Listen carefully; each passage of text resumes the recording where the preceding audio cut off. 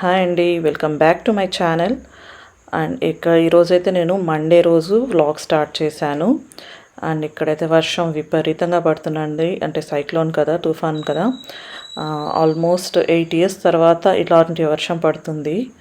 Monday night 12 o'clock నుంచి అస్సలు current కూడా లేదండి.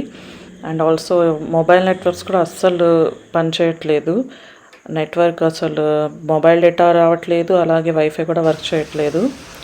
ఇలాగ గ్రోసరీస్ అన్ని ముందే తెచ్చేసామండి. అలాగే వాటర్ ట్యాంక్లో కూడా వాటర్ అంతా నింపి పెట్టేసాము ముందే. అందుకని వాటర్ ప్రాబ్లం ఏం లేదు. ఇక్కడ చూడండి, వర్షపు నీరు పైనుంచి ఎలా వస్తుందో అసలు. అండ్ ఈ గ్రోసరీస్ అన్ని మళ్ళీ రీస్టాక్ చేసుకుంటున్నాను. ఏమేమి లేవో అవి తెప్పించుకున్నాను అనమాట. ఈ ఎగ్స్, ఆనియన్స్ అవన్నీ కొన్ని వస్తువులు లేకుంటే అవి తెప్పించుకున్నాను. అండ్ మా వారు ఎగ్స్ తెచ్చినప్పుడల్లా ఒకటి చేస్తారండి. ఏంటంటే ఎగ్స్ 2-3 అయినా పగలగొట్టి తీసుకొని వస్తారు. ఇక్కడ చూసారా, 2-3 ఎగ్స్ పగిలిపోయి ఉన్నాయి. అవన్నీ మళ్ళీ వాష్ చేసి లోపల పెడుతున్నాను.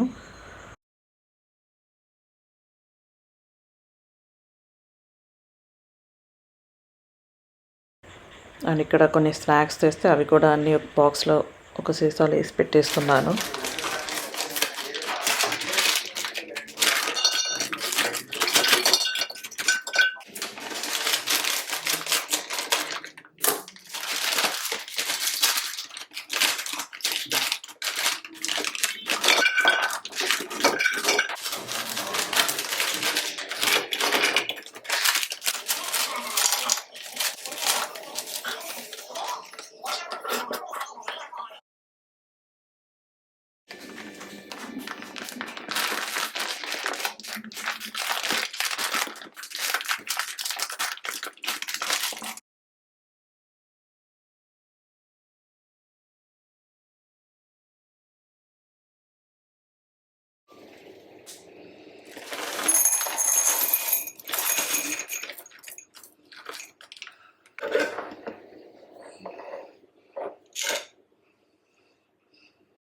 ఇక్కడ నేను రెసిపీ ఛానల్ కోసం క్రిస్మస్ ఫ్రూట్ బ్రెడ్ చేస్తున్నాను. అండ్ దానికి కావాల్సిన ప్రాప్స్ అని ఇలా బాస్కెట్స్లో వేసి పెట్టుకుంటున్నాను, చిన్న చిన్నవన్నీ. ఇప్పుడు ఏమేమి కావాలో అన్నీ సెలెక్ట్ చేసి తీసుకుంటున్నాను అనమాట, అన్ని ఇంగ్రీడియంట్స్ అన్ని వేసి పెట్టడానికి.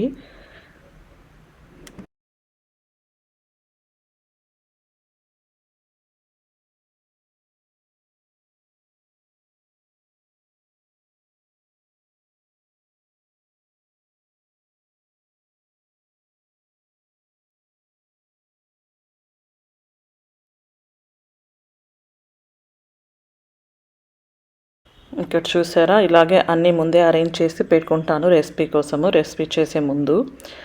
అండ్ ఇక్కడైతే నేను బ్రెడ్ చేయడం స్టార్ట్ చేసేస్తాను. ఇలా బ్రెడ్ మౌల్కి అంతా ఆయిల్ అప్లై చేసుకొని బ్రెడ్ డో తీసుకొని ఇలా బేక్ చేసేసాను అనమాట. మీకు ఏమైనా రెసిపీ కావాలంటే తప్పకుండా నాకు చెప్పండి. నేను మీకు తెలుగులో కూడా ఈ ఛానల్ కూడా పోస్ట్ చేస్తాను రెసిపీస్. ఏ రెసిపీ కావాలో చెప్పండి, తప్పకుండా షేర్ చేస్తాను.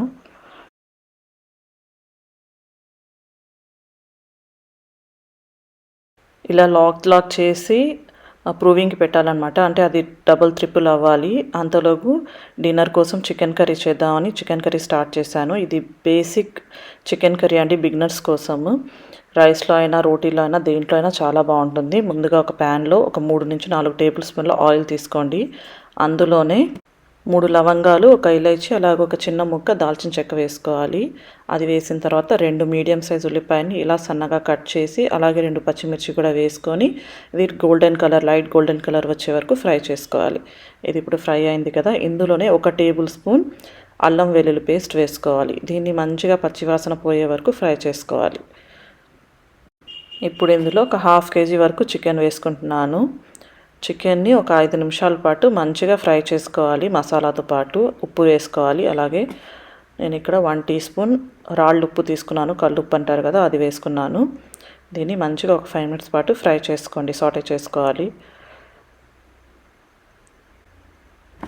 ఇది సాటే అయిన తర్వాత ఒక 2 మీడియం సైజ్ టమాటాన్ని కట్ చేసి వేసుకోండి. టమాటాలన్నీ మంచిగా సాఫ్ట్గా మషీగా గుజ్జులాగా అయ్యే వరకు ఫ్రై చేసుకోవాలి. ఇక్కడ చూసారా, మంచిగా గుజ్జులాగా అయిపోయింది టమాటాలంతా. ఇప్పుడు ఇందులోనే 1 టీ స్పూన్ కారం వేసుకోండి, లేదా మీకు టేస్ట్‌కి సరిపడా వేసుకోవచ్చు. అలాగే 2 టీ స్పూన్ల ధనియాల పొడి, హాఫ్ టీ స్పూన్ పసుపు, అలాగే ఒక half tea spoon garam masala, అలాగే 1-2 టేబుల్ స్పూన్ల వరకు కొబ్బరి పేస్ట్ వేసుకోండి. కొబ్బరి పేస్ట్ ఆప్షనల్. కొంచెం గ్రేవీ థిక్‌గా ఉంటుంది కొబ్బరి పేస్ట్ వేయడం వల్ల. ఉంటే వేసుకోండి, లేకుంటే లేదు. అండ్ దీన్ని మంచిగా ఒక 3-4 నిమిషాల పాటు ఇలా ఆయిల్ అంతా సపరేట్ అయ్యే వరకు ఫ్రై చేసుకోవాలి. ఆయిల్ సపరేట్ అయిన తర్వాత అందులోనే ఒక హాఫ్ కప్ మంచి చిక్కటి పెరుగు మంచిగా బీట్ చేసి వేసుకోవాలి. దీన్ని కూడా ఒక 5 నిమిషాల పాటు ఆయిల్ సపరేట్ అయ్యే వరకు సాటే చేసుకోవాలి. చూసారా, అంతా డ్రై అయిపోయింది. అండ్ ఇప్పుడు ఇందులో ఒక 500 ml వరకు, లేదా ఎంత పడుతుందో అంత వాటర్ వేసుకొని మంచిగా చికెన్ అంతా కుక్ అయ్యే వరకు మూత పెట్టి కుక్ చేసుకోండి.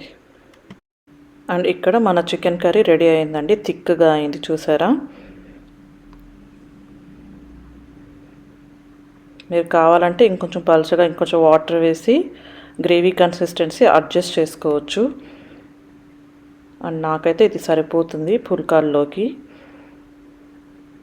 అండ్ ఇప్పుడు కొత్తిమీర పుదీనా కొంచెం వేసుకొని మూత పెట్టేసి ఒక 5 మినిట్స్ పాటు లో ఫ్లేమ్లో కుక్ చేసుకోండి.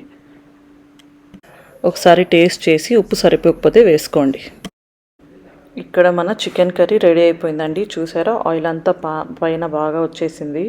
అండ్ టేస్టీగా సూపర్గా చికెన్ కర్రీ అయితే రెడీ అయిపోయింది. ఇది రైస్, రోటీ దేంట్లోకైనా చాలా బాగుంటుంది. తప్పకుండా ట్రై చేయండి. నేనైతే ఆ రోజు పుల్కాలో సర్వ్ చేశాను. అండ్ ఇక్కడ నా బ్రెడ్ కూడా మంచిగా బేక్ అయ్యి రెడీ అయిపోయింది. దీని మీద బటర్ రాస్తున్నాను, అది సాఫ్ట్ అవుతుంది పైన లేయర్ అంతా. పూర్తిగా చల్లారిన తర్వాత ఇలా స్లైసెస్లా కట్ చేసుకుంటున్నాను. టెక్స్చర్ అయితే పర్ఫెక్ట్గా వచ్చిందండి. టేస్ట్ కూడా చాలా బాగుంటుంది. మీకు రెసిపీ కావాలని చెప్పండి, నెక్స్ట్ టైం మీతో షేర్ చేస్తాను. అని చూసారా ఎంత సాఫ్ట్ అండ్ పర్ఫెక్ట్గా ఉందో బ్రెడ్. మనం బేకరీలో కంటే కూడా చాలా టేస్ట్గా ఉంటుందండి ఇంట్లో చేసుకుంటే. అండ్ ఇంకా రాత్రంతా విపరీతంగా వర్షం పడింది. గాలి వాన అంటారు కదా, నేను చాలా ఇయర్స్ తర్వాత చూశాను. ఆల్మోస్ట్ 8 ఇయర్స్ తర్వాత పడింది అనమాట అలాంటి వర్షం. అసలు రాత్రంతా చాలా భయం వేసింది కూడా, అంత వర్షం పడింది. అండ్ మొత్తం గాలివానకి ఇట్లా నేను వాల్ మీద పెట్టిన తొట్లు కూడా కింద పడిపోయాయి ఇలాగా.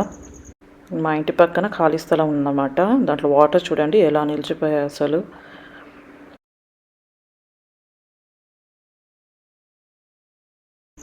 మా దొండపాదు ఆకులన్నీ ఇలా రాలిపోయాయండి. చూసారా ఎలా అయిపోయిందో మొత్తం. ఎలాగో థ్యాంక్ గాడ్ అసలు వర్షం ఆగిపోయింది. ట్యూస్డే రోజైతే అసలు మొబైల్ నెట్వర్క్స్ కూడా వర్క్ అవ్వలేదు, అలాగే వైఫై కూడా వర్క్ అవ్వట్లేదు. అండ్ ఆ రోజు సాయంత్రానికి అన్ని సిగ్నల్స్ అన్నీ కరెక్ట్గా వచ్చాయి. అంతేనండి, ఈ వ్లాగ్ ఇక్కడ ఎండ్ చేస్తున్నాను. మీకు కనుక నా ఛానల్ నచ్చి లైక్ చేయండి, అలాగే సబ్స్క్రైబ్ చేసుకోండి. Thanks for watching.